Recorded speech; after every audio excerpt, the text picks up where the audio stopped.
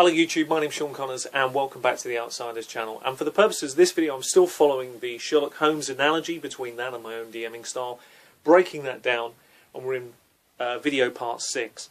And for this particular video, we're following on initially to the previous one, which was about biases, and then we're going to move into the key subject of this week, which is all about words. And words, of course, are a very valuable tool. The absolute, not the total absolute tool of what we do, but for our part in the process, a critical point.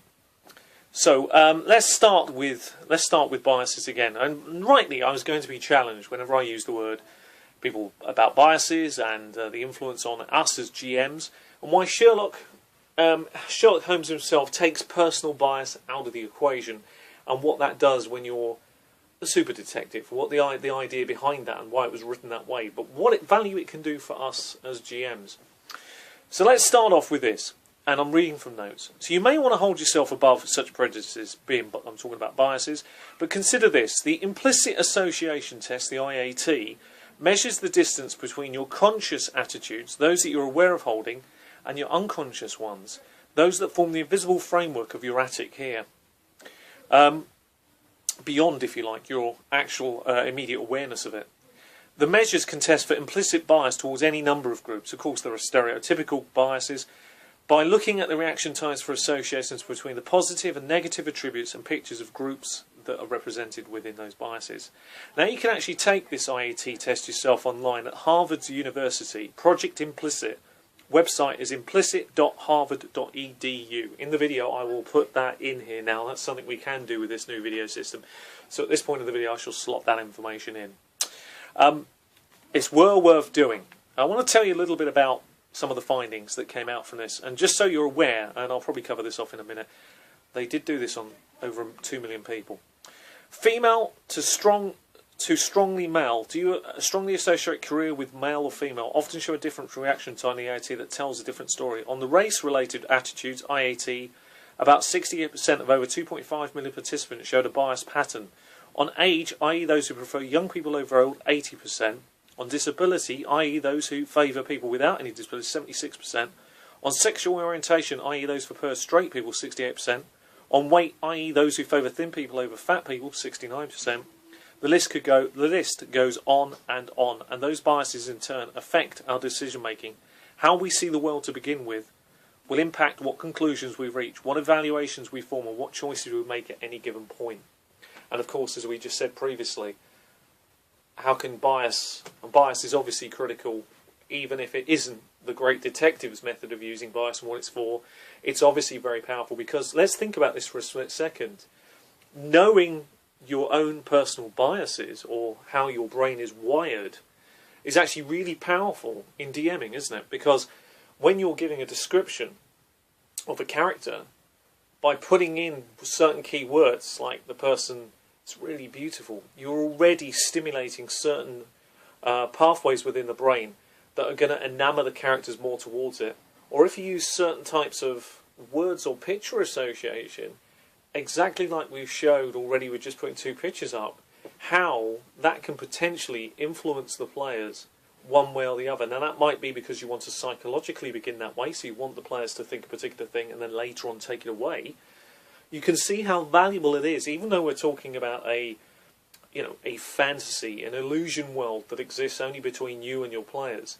The value of understanding the biases is paramount to the success of your games, and that really flows into the initial description of the NPCs and why those are so valuable.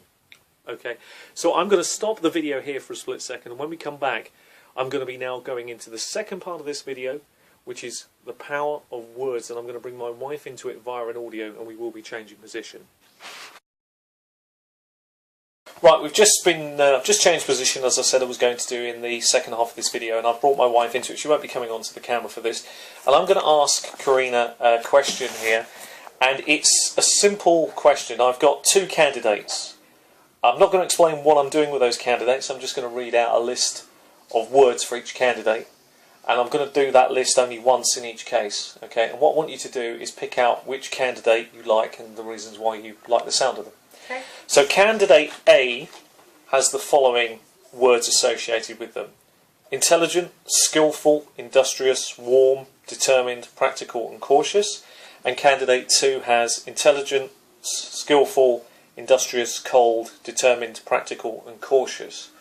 Which candidate do you like and why? B. Why do you like B? Because although both candidates are similar, I would go with B because he would be better in a business situation, I feel. Okay. So your instinct is telling you that? Yeah, it's people who are warm and cautious and things tend to be let their heart rule their head. Excellent. Okay.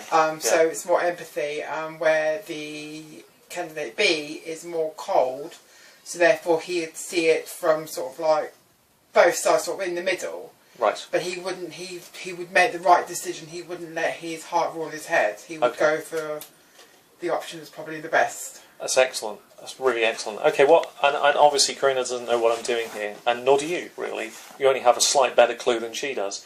Now, what Karina's done there is, you probably noticed, let me reread the two lists together, and let's examine that very carefully, what Karina said, because it's brilliant. Anybody could have done this, and I think she's given a great example. So, we've said the first guy, or girl, we didn't say whether they're a girl or a guy, intelligence, skillful, industrious, warm, determined, practical and cautious. I can see we've been joined by Paige. And the second one is intelligence, skillful, industrious, cold, determined, practical and cautious. What you'll notice is, if you think carefully about those two lists for a split second and re-pause the video and listen carefully, there's only one word difference between the two candidates. Candidate A is warm, candidate B is cold.